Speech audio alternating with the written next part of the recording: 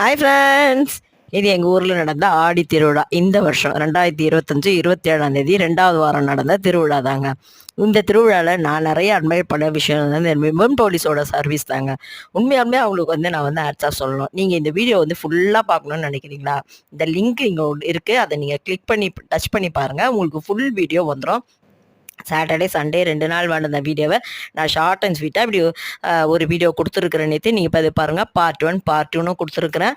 இவங்களுக்கு நான் ஒரு டைட்டில் கூட அந்த வீடியோவில் கொடுத்துருக்குறேங்க.